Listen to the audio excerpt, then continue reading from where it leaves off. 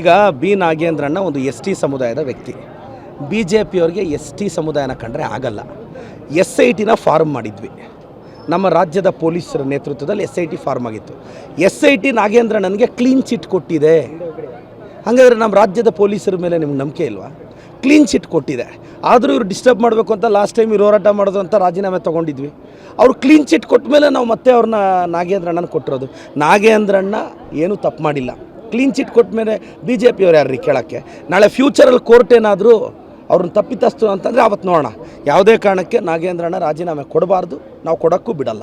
Sir, ಇವತ್ತು ರಾಜ್ಯದಲ್ಲಿ ತೀವ್ರ ಬರಗಾಲ ಇದೆ.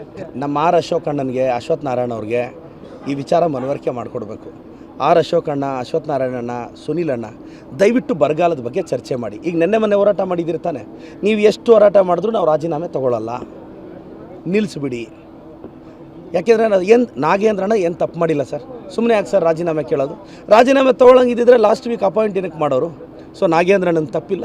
ದಯವಿಟ್ಟು BJP ಅವರು ST ಸಮುದಾಯವನ್ನು ಟಾರ್ಗೆಟ್ ಮಾಡೋದು ನಿಲ್ಲಿಸಬೇಕು ಅಂತ ವಿನಂತಿಸ್ತೀನಿ. ಸರ್, ಮೊನ್ನೆ ನಮ್ಮ CM ಅವರು ಕೋಲಾರ ಚಿಕ್ಕಬಳ್ಳಾಪುರ MLA ಮೊನ್ನೆ ಮಧ್ಯಾಹ್ನ 2 ಗಂಟೆಗೆ ಮೊದಲನೇದು ಎತ್ತಿನೊಳೆ 2027 ಡಿಸೆಂಬರ್ ಒಳಗೆ ನೀರು ಕೊಡ್ತೀನಿ ಅಂತ ಮಾತು ಕೊಟ್ಟಿದ್ದಾರೆ. ಮೊದಲನೇದು. ಎರಡನೇದು DCC ಬ್ಯಾಂಕ್ ಚುನಾವಣೆಗೆ ನಿರ್ದೇಶನ ಕೊಟ್ಟರು. ಮೂರನೇದು ಒಂದು 3 ಬೋರ್ಡ್ ಡೈರೆಕ್ಟರ್ಸು, ಒಂದು ಕೋಲಾರ್ಗೆ 2, ಚಿಕ್ಕಬಳ್ಳಾಪುರಕ್ಕೆ 1. ಪ್ರಾಬಲಿ ನಮ್ಮ ಚಿಕ್ಕಬಳ್ಳಾಪುರದಲ್ಲಿ ಸುಬ್ಬಾರೆಡ್ಡಿ ಸಾಹೇಬ್ರಿಗೆ ಒಂದು ಒಳ್ಳೆ ಬೋರ್ಡ್ ಚೇರ್ಮನ್ ಆಗ್ಬೋದು. ಕೋಲಾರಕ್ಕೆ 2 ಇದು ಕೊಡ್ತಾರೆ. ಮತ್ತು 4ನೇ ವಿಚಾರ ಪಕ್ಷದ ಸಂಘಟನೆ ಮಾತಾಡಿದ್ವಿ. 5ನೇದು ಈ ಪಂಚಾಯಿತಿ ಮಟ್ಟದಲ್ಲಿ ಈಗ ಭಾರತ್ ಜೋಡೋ ಸಂಘ ಮಾಡಿದ್ವಿ, ಅದನ್ನು ಬಲವರ್ಧನೆ ಬಗ್ಗೆ ಚರ್ಚೆ ಆಯಿತು. ಮತ್ತು ಪುಟ್ಟಸ್ವಾಮೇಗೌಡ ಸಾಹೇಬರು UGD ಹಣ ಕೇಳಿದ್ರು. ನಾನು ವಿಶ್ವೇಶ್ವರಯ್ಯ ಜಲ ನಿಗಮದಿಂದ ಸ್ವಲ್ಪ ಅನುದಾನ ಕೇಳಿದೆ.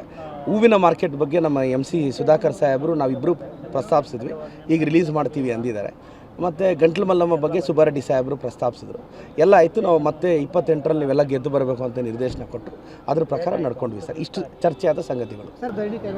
ಈಗ ಬಿ ನಾಗೇಂದ್ರಣ್ಣ ಒಂದು ST ಸಮುದಾಯದ ವ್ಯಕ್ತಿ. BJP ಅವ್ರಿಗೆ ST ಸಮುದಾಯನ ಕಂಡ್ರೆ ಆಗಲ್ಲ. SITನ ಫಾರ್ಮ್ ಮಾಡಿದ್ವಿ. ನಮ್ಮ ರಾಜ್ಯದ ಪೊಲೀಸರ ನೇತೃತ್ವದಲ್ಲಿ SIT ಫಾರ್ಮ್ ಆಗಿತ್ತು. SIT ನಾಗೇಂದ್ರಣ್ಣನಿಗೆ ಕ್ಲೀನ್ ಚಿಟ್ ಕೊಟ್ಟಿದೆ. ಹಾಗಾದರೆ ನಮ್ಮ ರಾಜ್ಯದ ಪೊಲೀಸರ ಮೇಲೆ ನಿಮ್ಗೆ ನಂಬಿಕೆ ಇಲ್ವಾ? ಕ್ಲೀನ್ ಚಿಟ್ ಕೊಟ್ಟಿದೆ. ಆದರೂ ಇವರು ಡಿಸ್ಟರ್ಬ್ ಮಾಡಬೇಕು ಅಂತ ಲಾಸ್ಟ್ ಟೈಮ್ ಇವರು ಹೋರಾಟ ಮಾಡೋದು ಅಂತ ರಾಜೀನಾಮೆ ತೊಗೊಂಡಿದ್ವಿ. ಅವರು ಕ್ಲೀನ್ ಚಿಟ್ ಕೊಟ್ಟ ಮೇಲೆ ನಾವು ಮತ್ತೆ ಅವ್ರನ್ನ ನಾಗೇಂದ್ರಣ್ಣನ ಕೊಟ್ಟಿರೋದು. ನಾಗೇಂದ್ರಣ್ಣ ಏನೂ ತಪ್ಪು ಮಾಡಿಲ್ಲ. ಕ್ಲೀನ್ ಚಿಟ್ ಕೊಟ್ಟ ಮೇಲೆ BJP ಅವ್ರು ಯಾರು ರೀ ಕೇಳೋಕ್ಕೆ? ನಾಳೆ ಫ್ಯೂಚರಲ್ಲಿ ಕೋರ್ಟ್ ಏನಾದರೂ ಅವ್ರನ್ನ ತಪ್ಪಿತಸ್ತು ಅಂತಂದರೆ ಆವತ್ತು ನೋಡೋಣ. ಯಾವುದೇ ಕಾರಣಕ್ಕೆ ನಾಗೇಂದ್ರಣ್ಣ ರಾಜೀನಾಮೆ ಕೊಡಬಾರ್ದು, ನಾವು ಕೊಡೋಕ್ಕೂ ಬಿಡಲ್ಲ. ಸರ್, ಇವತ್ತು ರಾಜ್ಯದಲ್ಲಿ ತೀವ್ರ ಬರಗಾಲ ಇದೆ. ನಮ್ಮ ಅಶೋಕ್ ಅಣ್ಣನಿಗೆ, ಅಶ್ವಥ್ ನಾರಾಯಣ ಅವ್ರಿಗೆ ಈ ವಿಚಾರ ಮನವರಿಕೆ ಮಾಡಿಕೊಡ್ಬೇಕು. ಅಶೋಕ್ ಅಣ್ಣ, ಅಶ್ವಥ್ ನಾರಾಯಣಣ್ಣ, ಸುನೀಲ್ ಅಣ್ಣ, ದಯವಿಟ್ಟು ಬರಗಾಲದ ಬಗ್ಗೆ ಚರ್ಚೆ ಮಾಡಿ. ಈಗ ಮೊನ್ನೆ ಹೋರಾಟ ಮಾಡಿದಿರಿ ತಾನೆ, ನೀವು ಎಷ್ಟು ಹೋರಾಟ ಮಾಡಿದ್ರೂ ನಾವು ರಾಜೀನಾಮೆ ತೊಗೊಳ್ಳಲ್ಲ, ನಿಲ್ಲಿಸ್ಬಿಡಿ.